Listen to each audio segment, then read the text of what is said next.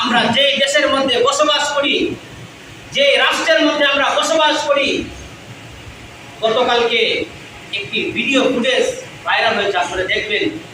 মাদ্রাসার একটি 12 বছরের একটি মেয়ে, মাদ্রাসার একটি ছাত্রী, গাজীপুর মৌচাক এলাকা, সেখান থেকে এক হিন্দু যুবক ছেলে তাকে 3 দিন যাবৎ, আজকে গতকালকে 3 দিন যাবৎ এই মেয়েটাকে আটকে রেখে তাকে দর্শন করা হয়েছে। বলেন না নাউজুবিল্লাহ। এত কষ্ট, যারা সোশ্যাল মিডিয়াতে দেখবেন এই মেয়েটা কি অবস্থা বর্তমানে।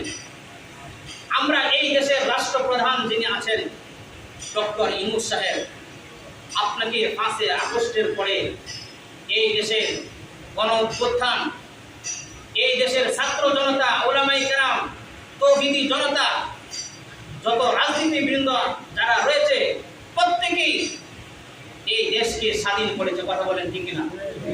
স্বাধীন করে আপনাকে এই রাষ্ট্রের একটি মহৎ একটি চেয়ারে আপনাকে বসিয়েছে।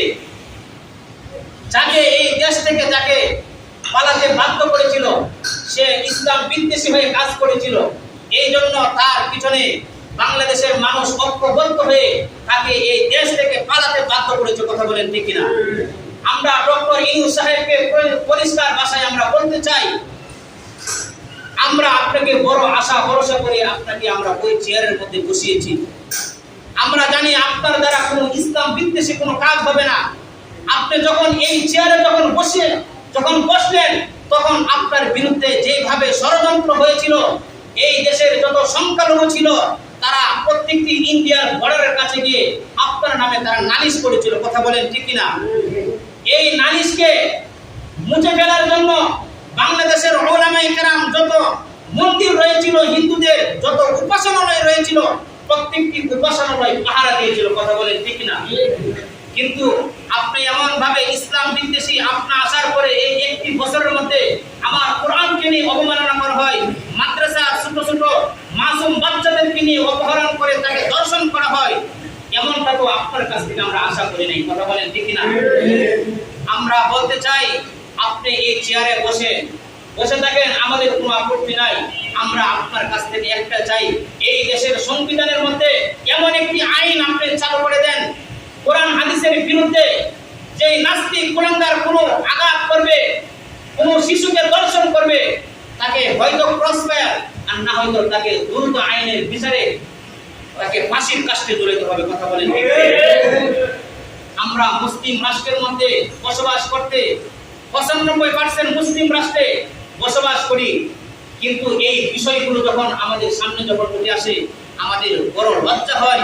মুসলমান পরিচয় দিতে আমাদের লজ্জা হয়। এই দেশের হিন্দুত্ববাদীরা তারা যেইভাবে আমার এই রাষ্ট্রের মধ্যে সুন্দরভাবে বসবাস করে চলে, হিসাবে তারা মায়ের গর্ভের ভিতরে আছে। কথা বলেন। আমার মুসলিম রাষ্ট্রের প্রত্যেকটি মানুষ অন্যান্য রাষ্ট্রে যেভাবে বসবাস করতেছে, তাদের উপর কত নির্যাতন, কত নিপীড়ন চালাচ্ছে। কথা বলেন ঠিক কিনা? আর এই রাষ্ট্রের হিন্দুত্ববাদীদেরকে আমরা যেভাবে তাদেরকে পাহারা দেয়, তাদের সাথে আমাদের যে একটি বন্ধুত্ব সম্পর্ক, কিন্তু তারা কিছুদিন পর পর মাদ্রাসা নিয়ে তারা ষড়যন্ত্র করে, তারা দর্শন করে কোরআন শরীফকে নিয়ে অবমাননা করা হয়েছে। গত কয়েকদিন আগে আপনারা দেখেছেন নর্থ সাউথ বিশ্ববিদ্যালয় এক হিন্দু নাস্তিক কুলাঙ্গার আমার কোরআনকে নিয়ে অবমাননা করেছে। হতো এদেরকে যদি ক্রস করা হতো, তাহলে কোনো নাস্তিক, কোনো কুলাঙ্গার এইগুলা নিয়ে কোনো চিনিমিনি ফেলতে কোনো সাহস পাইত না। কথা বলেন ঠিক না?